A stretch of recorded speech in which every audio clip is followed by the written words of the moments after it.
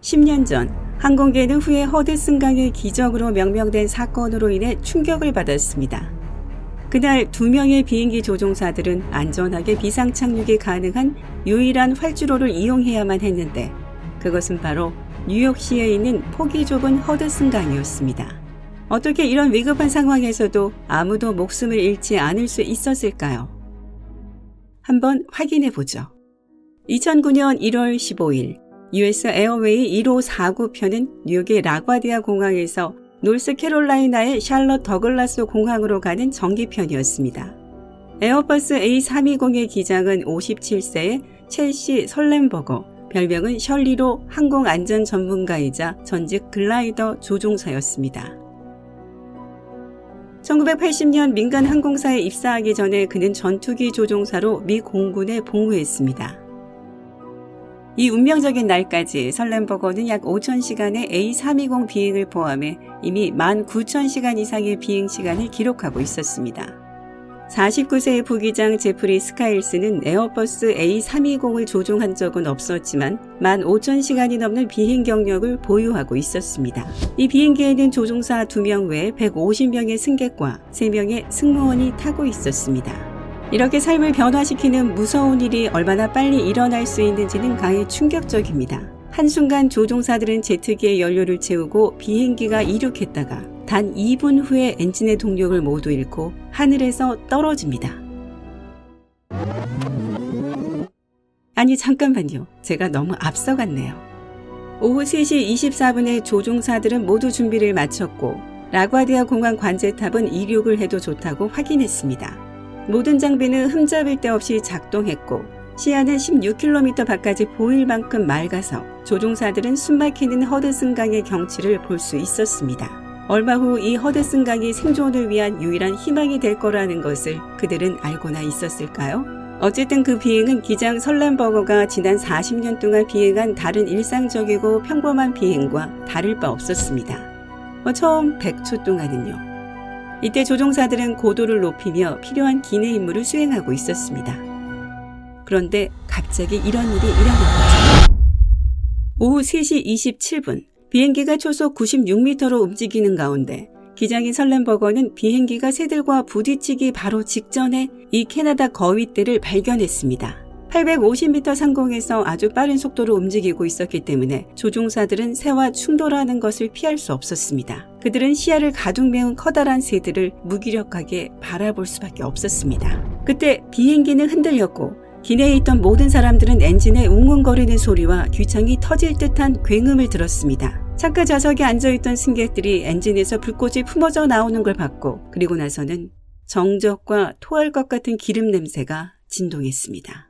그 순간 비행기 안의 모든 사람들은 이게 진짜일 리 없어 라고 생각하고 있었을 거예요. 하지만 설리는 두 엔진이 모두 정지된 것을 알고도 평정심을 잃지 않았습니다. 그는 비행기가 손상되지 않고 어딘가의 활주로에 내릴 수 있는 가능성은 없다는 것을 알았습니다. 그래서 충돌 몇 초 후에 설렘버거는 조치를 취하기 시작했습니다. 스카일스가 엔진을 다시 가동하려고 노력하는 동안 설렘버거는 비행기를 컨트롤하려고 시도했습니다. 불행하게도 그의 첫 번째 시도는 실패로 돌아갔습니다. 하지만 그때 부조종사가 마침내 보조 동력 장치를 켰습니다.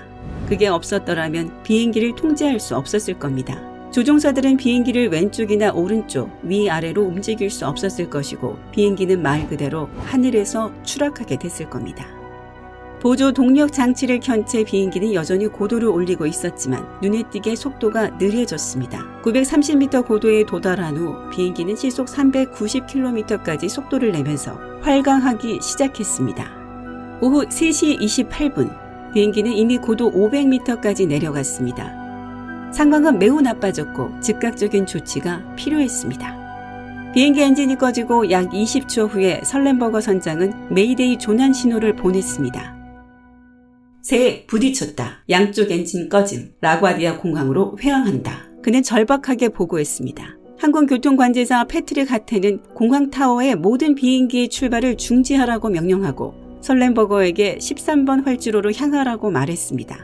하지만 기장은 불가능하다 라는 단 한마디로 그에 응답했습니다. 그때쯤 경험 많은 조종사는 이미 비행기가 공항으로 돌아갈 수 없다고 판단했습니다. 그는 하텐에게 그들이 허드슨강으로 향해야 할지도 모른다고 말했습니다. 항공교통 관제사는 그의 귀를 의심했고 이 무시무시한 진실을 받아들이고 싶지 않았습니다. 그는 비행기가 활주로로 들어올 수 있는 방법을 찾으려고 했지만 오후 3시 29분에 설렌버거는 같은 말을 반복했습니다. 이번에는 심지어 더 확신에 차서 얘기하는 것처럼 들렸습니다. 비행기는 결국 강에 착륙할 것이었죠. 설렌버거는 전에 한 번도 이런 비행을 해본 적이 없지만 승객과 승무원의 생명을 구하기 위해 비행기를 희생시킬 준비가 되어 있었습니다.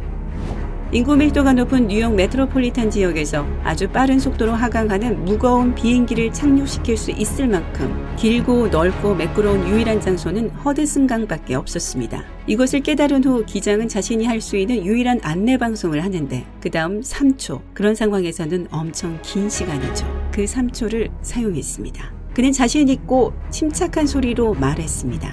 기장입니다. 충격에 대비하세요. 이 방송 직후 그는 객실 승무원들이 승객들에게 안전벨트를 매고 엎드려 있으라고 외치는 소리를 들었습니다. 조종사들은 하강 외에는 아무것도 신경 쓸 수 없었습니다. 부기장이 비행기의 속도와 고도를 외치는 동안 비행기는 조지 워싱턴 다리 위 300m도 채 안 되는 높이를 날아가고 있었습니다. 조종실은 기계 음성으로 반복되는 지면 고도가 너무 낮습니다. 너무 낮습니다. 조심하세요. 상승하세요. 상승하세요. 라고 하는 경고로 가득 찼습니다. 그러고 나서 오후 3시 31분 비행기가 강으로 미끄러져 갔습니다.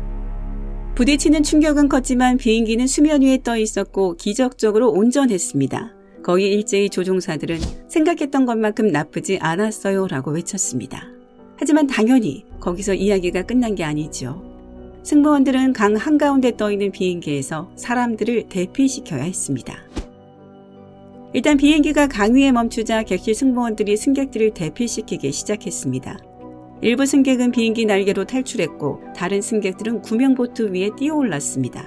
앞서 항공교통 관제사들은 해경과 접촉해 구조 작업을 도울 준비를 해달라고 당부했습니다. 이 때문에 강 위에 착륙한 지 불과 4분 만에 첫 구조선이 도착하기 시작했습니다. 하지만 상황은 결코 안전하지 않았습니다. 당황한 승객 한 명이 뒷문 하나를 열었는데 승무원이 다시 닫을 수 없었습니다. 이 문은 물론 동체의 구멍을 통해 비행기 안에 물이 차오르기 시작했습니다. 수위가 빠르게 올라가고 있었기 때문에 객실 승무원들은 승객들에게 좌석 위로 올라가 좌석을 타 넘어서 앞으로 나아가라고 재촉했습니다. 하지만 승객 중 한 명이 휠체어 없이는 움직일 수 없기 때문에 쉬운 일은 아니었습니다. 하지만 설렌버거 기장은 결국 기내를 2차례나 둘러본 뒤 모두 대피한 사실을 확인했습니다. 허드슨강의 수온은 섭씨 5도에 불과했고 미끄럼 구명정의 일부가 물에 잠겼기 때문에 어떤 사람들은 구조될 때까지 무릎까지 물에 잠긴 채 서 있어야 했습니다. 일부 승객은 구명조끼를 착용한 채 비행기 날개 위에 서 있었고 다른 승객들은 비행기가 폭발할 것을 우려해 비행기에서 멀리 헤엄쳐 갔습니다. 순식간에 구조선이 나타나 기체의 날개 부분에 잔뜩 모여있는 사람들을 시작으로 승객들을 구조하기 시작했습니다. 마지막 사람이 대피한 시각은 오후 3시 55분이었습니다. 설렌버거는 구조선에 타자마자 곧바로 US 에어웨이에 전화를 걸어 상황을 알려줬다고 합니다. 하지만 항공사 운영 책임자는 허드슨강에서 추락한 항공기 문제가 더 급하다며 그의 전화를 일축했습니다. 알고 있어요. 라고 기장이 말했습니다. 제가 그 사람이에요. 이 사고가 허드슨강의 기적이라고 이름 붙여진 것은 놀랄 일이 아닙니다. 모든 역경에도 불구하고 비급으로 끝나지 않았으니까요. 사실 비급과는 거리가 멀죠. 모든 승객과 승무원들이 살아남았으니까요. 중상자는 5명에 불과했고 78명은 저체온증이나 경상 때문에 치료를 받았습니다. 일부가 물에 잠긴 비행기는 나중에 착륙한 장소에서 6.4km 떨어진 로어 맨허튼의 부두로 옮겨졌습니다.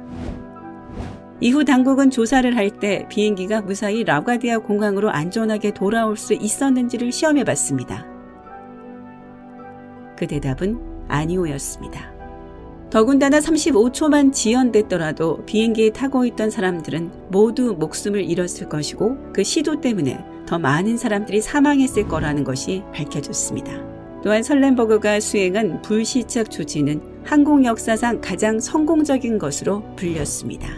2009년 1월 22일 이 항공기 승무원 모두는 마스터즈 메달을 받았습니다. 이 상은 매우 드물게 주는 상으로 뛰어난 항공 업적에 대해서만 수여됩니다. 구조 작업에 참여한 사람들 또한 상을 받았습니다. 그들은 명예훈장을 받았습니다. 2016년 9월 전 세계 사람들은 워너브라더스가 만든 설리, 허드슨강의 기적을 보기 위해 영화관에 갔습니다. 이 영화는 그 특별한 비행기 사고를 바탕으로 한 것입니다. 여러분은 비행기가 안전하게 물 위에 착륙하거나 기적적인 착륙에 대한 다른 이야기를 들어본 적이 있나요? 아래 댓글로 알려주세요. 오늘 새롭게 알게 된 것이 있다면 이 비디오에 좋아요를 누르고 친구와 공유하세요. 잠깐! 아직 하시면 안 돼요. 여러분이 확인하셔야 할 2000개 이상의 멋진 영상이 기다리고 있습니다. 왼쪽, 오른쪽 중 하나를 클릭하고 즐겁게 감상하기만 하시면 돼요. 삶의 밝은 면과 함께 하세요.